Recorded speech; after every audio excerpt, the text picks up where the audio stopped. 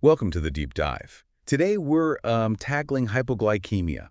It's a really crucial topic, I think, especially for getting a handle on common medical situations and, well, definitely for understanding the challenges faced by people with diabetes. Absolutely. It's fundamental. Think of this as your sort of high-yield guide to low blood sugar. Exactly.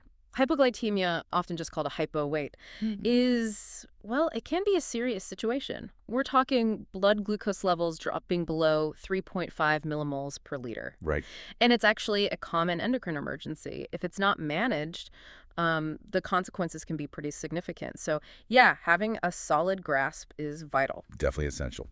And to help you get that grasp, we've pulled together information from some really solid sources, NHS UK, the Oxford Handbooks, and diabetes.co.uk. Good sources. Reliable. Our mission today, just to give you a clear, really high-yield overview, covering all the key bits for, revision or just quick understanding. We'll even throw in some mnemonics later. That's good. Memory aids are always helpful. Okay, let's dive in, starting right at the beginning, the definition. So, okay, the core definition, as I said, is blood glucose falling below 3.5 millimole. Though, just to add a little nuance, a level under 2.5 is often seen as pathologically significant. And the WHO has a specific definition for kids, too. Okay. But the real diagnostic cornerstone, that's Whipple's Triad. Whipple's Triad? Okay, that sounds important, like something you need to remember for exams, maybe? Absolutely. It's key for nailing down true hypoglycemia. Think of it like a three-legged stool, right? First leg, you need the lab evidence, the low plasma glucose reading. Got it. Low sugar. Second leg, the person has to actually be experiencing symptoms linked to that low sugar. Right, feeling unwell because of it. Precisely. Okay. And the third leg, crucially, those symptoms have to clear up once you correct the blood sugar. Give them glucose, they feel better. Okay, low sugar, symptoms resolve with sugar. Makes sense. All three need to be there. And like we mentioned at the start, this is super relevant for people with diabetes using insulin or certain oral meds that lower glucose. Right. So that's the what. Now, what about the why? What actually causes hypoglycemia? What are the different routes to getting there? Yeah, there are quite a few pathways. It helps to sort of categorize them, I find. We can think about etiology in terms of, say, medications, diet, lifestyle, underlying medical conditions, and then rarer things like tumors. Okay, let's start with meds then. That seems common. It is. Probably the most frequent cause, especially in diabetics, is an imbalance in their medication. So maybe too much insulin or too high a dose of other glucose-lowering drugs like sulfonylureas. Okay. What about diet? Well, simply not eating enough or skipping meals or, fasting for a long time, that can all drop your blood glucose. Makes sense. And lifestyle. The big one there is alcohol. Alcohol consumption is a really significant and sometimes overlooked cause in adults. Alcohol. Yeah, people might not connect those dots immediately. Good point. What about underlying medical conditions? Yeah, several things can mess with glucose control. Liver disease is one. Kidney failure, too. They impair how the body manages glucose. Then you've got hormone deficiencies like Addison's disease or problems with other counter-regulatory hormones. And then there are the much rarer causes like insulinomas. Insulinomas, right. Tumors, you said. Yeah, rare pancreatic tumors that just pump out too much insulin. They often cause fasting hypoglycemia. Okay. And interestingly, they can sometimes be linked to something called MN1 syndrome. That's multiple endocrine neoplasia type 1. Yeah. And insulinomas are actually a perfect example of Whipple's Triad in action. Patients get symptoms, often triggered by fasting or exercise because of all that extra insulin. Right. You document their low blood sugar during an episode, and then their symptoms vanish once their glucose level comes back up, maybe after they eat something. So if you see those three things, especially with that fasting or exercise trigger, an insulinoma is something to, well, keep in mind for the differential diagnosis. Exactly. Worth considering in the right context. And it's also useful to differentiate between fasting and postprandial hypoglycemia. Okay, tell me about that. Fasting hypo, as the name suggests, happens after not eating for a while. Common in diabetes due to meds or missed meals, like we said. In someone without diabetes, it usually triggers more investigation. Right. Postprandial or reactive hypoglycemia happens a few hours after eating. You sometimes see that after bariatric surgery or even in some people with type 2 diabetes. Interesting. Any other causes to mention? Just quickly, a few others.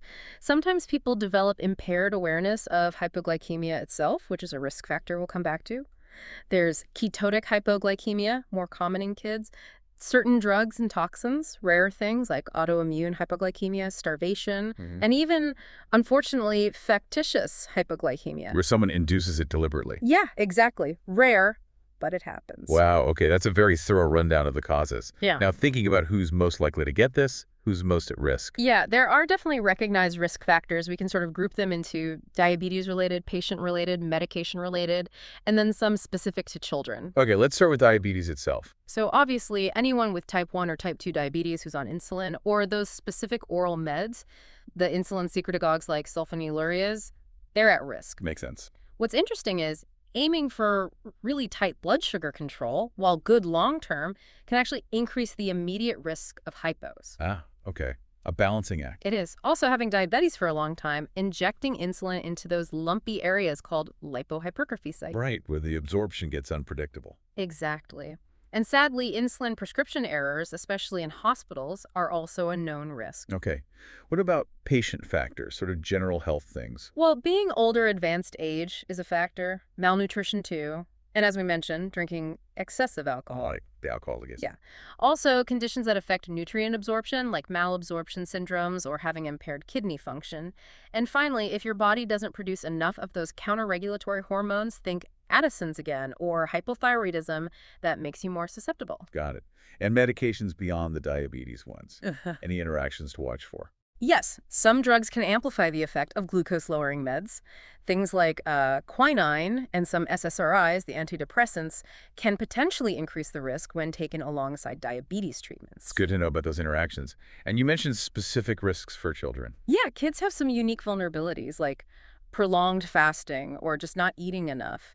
Certain inborn errors of metabolism, glycogen storage disorders, for example. Okay. Insulinomas can occur in children too, though rarely.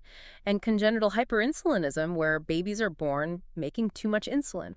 Accidental ingestion is another big one for children. Right. Swallowing things they shouldn't. Exactly. Things like aspirin products, salicylates, adult diabetes pills like sulfonylureas, iron tablets, even large doses of paracetamol. Also, if a mother's diabetes isn't well controlled during pregnancy, the baby can be at risk of hypo after birth. Neonatal sepsis is another risk factor for newborns. That's quite a spectrum of risks across different ages. Okay, let's shift gears slightly. What's actually going on inside the body during a hypo? What's the pathophysiology? So fundamentally, it boils down to an imbalance, right? Right. Too much glucose being used up or not enough being produced or a combination. Okay. Key factors contributing are often things like increased insulin secretion driving glucose into cells, but also sometimes not enough glucagon being released. Glucagon's the main hormone that raises blood sugar. Right, the counter hormone. Exactly. Plus, the liver might struggle to break down its stored glycogen into glucose. That process is called glycogenolysis, and sometimes, especially with exercise, the muscles and other tissues just start using up glucose faster. So the whole system that normally keeps sugar levels stable gets disrupted. Does the body fight back when levels drop? Oh, absolutely. It has counter-regulatory mechanisms. Hormonally, the first thing that happens is insulin secretion drops. Then glucagon secretion ramps up to tell the liver to release glucose. Okay. If the hypo continues, other hormones like growth hormone and cortisol kick in, but they're a bit slower acting. And then there's the sympathoadrenal response, the fight or flight system. Adrenaline. Yep. Increased catecholamines, mainly adrenaline. That's what causes a lot of those classic early symptoms, the sweating, the shaking, the palpitations. There's also cholinergic activation involved, contributing to things like hunger. Okay, so those are the body's alarm bells and attempts to fix things. Now, if someone comes in with symptoms suggesting hypoglycemia, what else could be going on? What differentials should we consider? That's a really important question. Symptoms can overlap. You need to think about diabetic ketoacidosis, DKA. Paradoxically, even though sugar is high, they can feel awful, confused. Right. Very high blood sugar itself, severe hyperglycemia, can cause non-specific symptoms too. Alcohol intoxication is a big mimic. Confusion, drowsiness, unsteadiness, looks a lot like the neuroglycopenic symptoms. Yeah, I can see that. Then you have drug-induced hypoglycemia from non-diabetes meds, potentially, and other endocrine problems that might cause fatigue or altered mental state. So a careful assessment is key to pin down the diagnosis.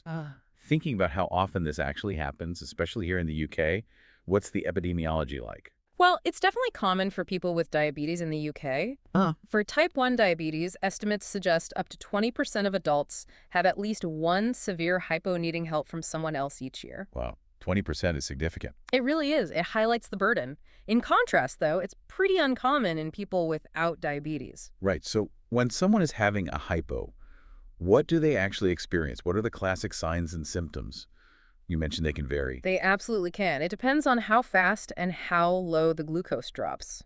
We usually split the symptoms into two main groups based on the glucose level where they tend to kick in: autonomic and neuroglycopenic. Okay, autonomic first. Yeah, these are triggered by that counter-regulatory response we talked about, the adrenaline and so on. They tend to show up around 3.6 millimol. They're kind of the body's early warning system. And what do those warnings look like? Things like sweating, palpitations, feeling your heart racing or pounding, shaking or tremor, feeling dizzy, anxious, suddenly really hungry, maybe nauseous. Okay.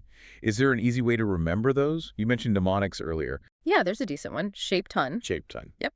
S for sweating, H for heart racing, palpitations, A for anxiety, P for palpitations, again, covers the pounding feeling, E for, well, maybe energy loss or feeling shaky, D for dizziness, H for hunger, U for uneasy, maybe N for nausea.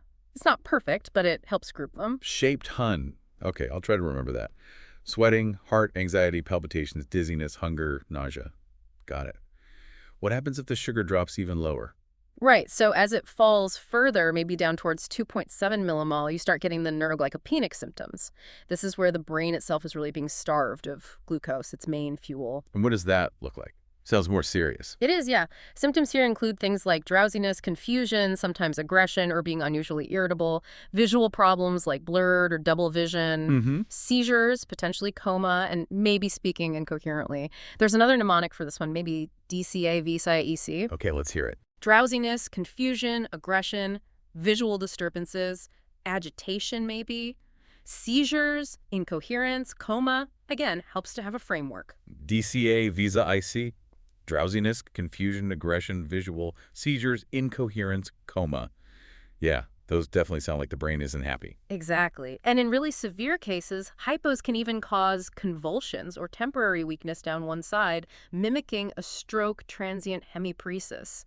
Rarely it can contribute to an actual stroke. Okay, so if someone shows up with these kinds of symptoms, what's the immediate next step? How do we investigate and confirm it? First thing, absolutely crucial, especially if they have diabetes or you have a meter handy, is a finger prick capillary blood glucose test. Get a number quickly. Right, the instant check. Yeah, but the gold standard, like we discussed, for confirming hypoglycemia is documenting that Whipple's triad. Remind us again.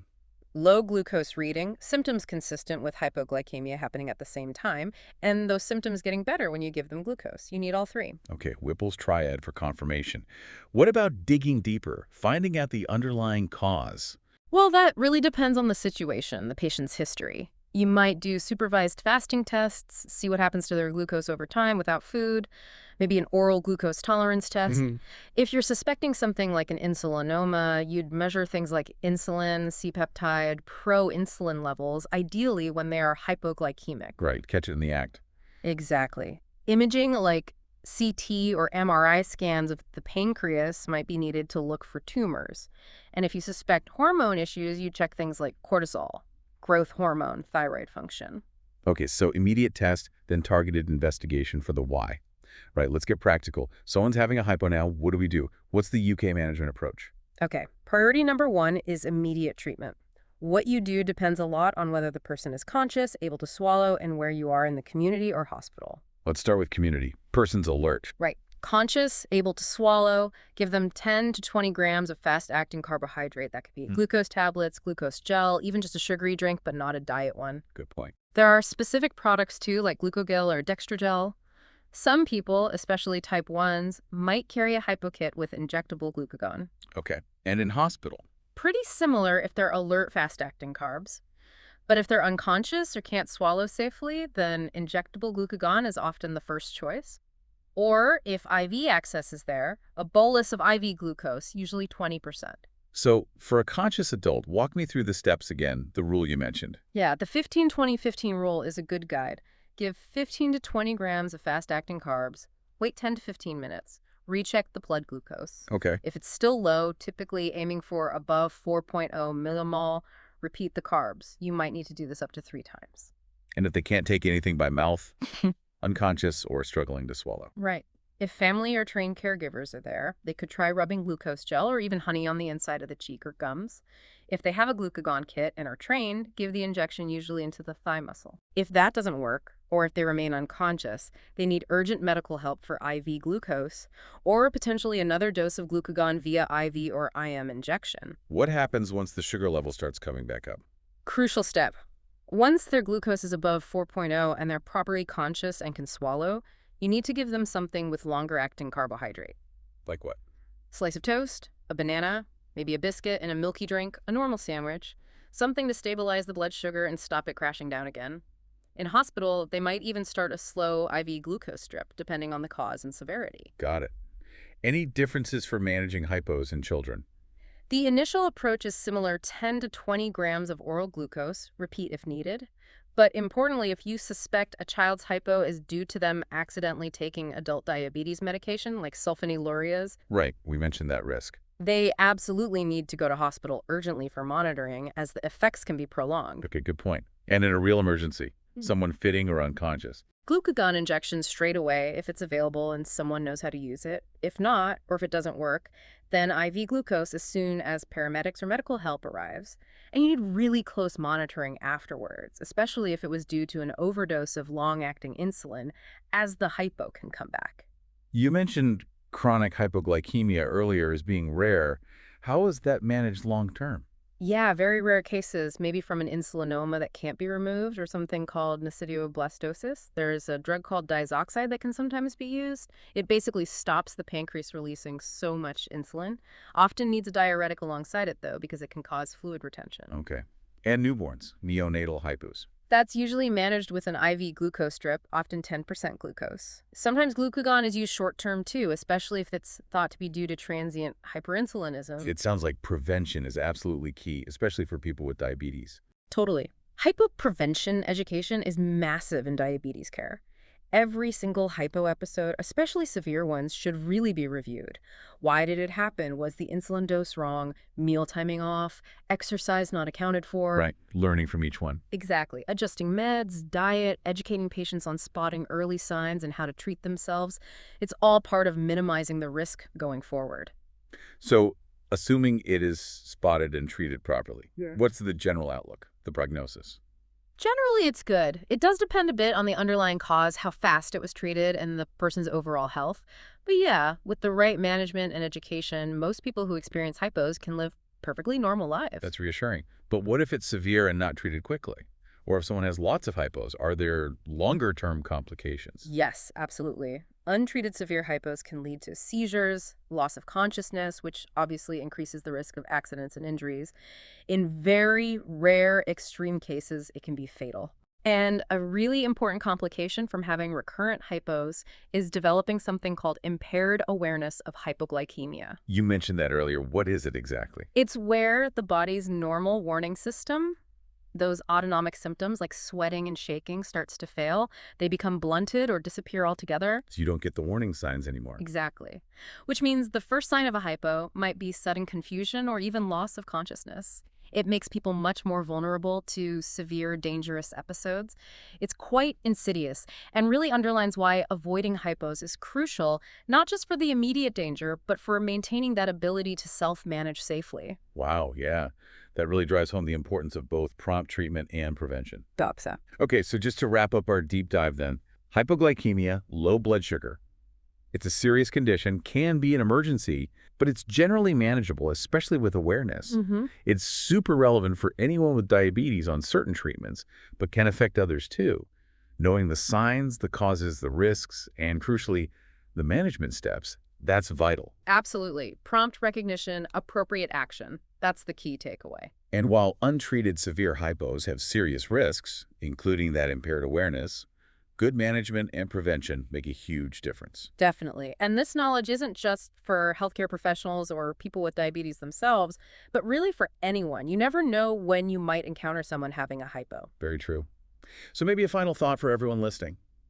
How can just increasing general awareness about hypoglycemia improve safety and quality of life for so many people?